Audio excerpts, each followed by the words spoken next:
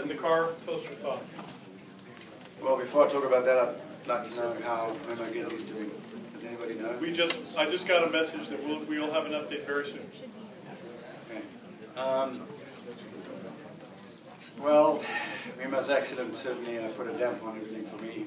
When anybody has an accident like that, it's just puts everything into perspective.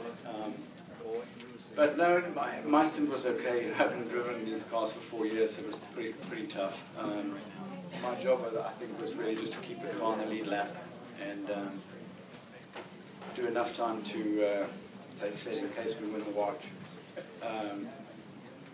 But no, I enjoyed myself, and I must say that having this opportunity to run with my two sons, Ricky and Jordan, and Max is like my brother, has been just an amazing experience. And it was great. I heard my son was in here saying that I was short and my eyes are getting older and I'm old. I'm not sure if I'm going to let him back in the car. You are still the team owner, right? Yeah, I think he forgot that. Questions? Jennifer? Jennifer, AP, first I do want to clarify that Ricky did say he was hoping and wanted to hand off to you, but the plans changed because of the glare and that your eyes were too old to handle that. Is that incorrect? That is totally incorrect.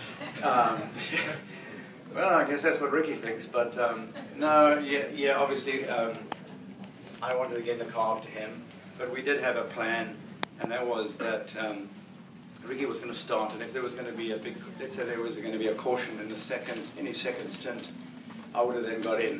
But we decided prior to that if there was no caution in the first two, we then put Max in the car, and I'd get in the car going into the evening, because when we were here at the Raw, they only allowed me in the car when it was nighttime and when the sun was going down, and so it was the safest thing to do. And my second question is, both of your boys have made it sound like you've been very reluctant to do this, and you're pretty miserable in the car, and that you don't enjoy driving anymore. But they think that once this is over, you're going to be very grateful and thankful for this opportunity, and grateful that this all came together and you had this experience. Are they accurate in how miserable you've been in the car? And are you grateful that this has happened? I'm totally grateful that this has happened. Miserable in the car. I can tell you that you know, I've spent my life driving race cars, and now, having not driven for 4 years and retired from cars, when I was driving professionally all those years, I used to always think, I can't imagine life without driving a race car. But when I stopped, it was really like a light switch, because I had absolutely no interest, no passion, no desire ever to get back in a race car. I really didn't.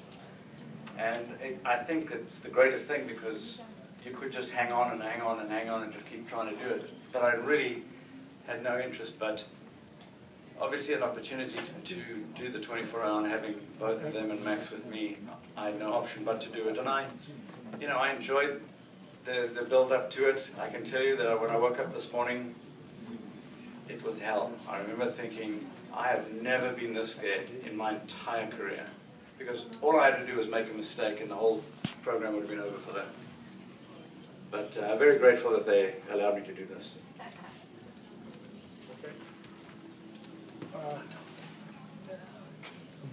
Wolfgang from Germany. The last time I was here, a couple of prototype drivers complained about troubles overtaking slower GT cars. Can you give me any information about that? Is it still a problem with the traffic? Yeah, you know, I've always believed in the 110% rule. I always believed that every driver should have to qualify. The car. I don't think that the car qualifying is necessarily okay when you have paying drivers that quite honestly aren't good enough to be on the track. I've always been against it, and I've always believed that they should bring that rule in here. And the problem with the slower guys, the easiest thing for them to do, quite honestly, is to stay online and we would find our way around them. The problem with some of the guys here, they change their mind, and they look like they're running in the middle of the track because they feel safe that there's some tarmac on the right and left, and then you don't really know where to go. So, yeah. Just Anyone else? Thank you, sir. Thank you.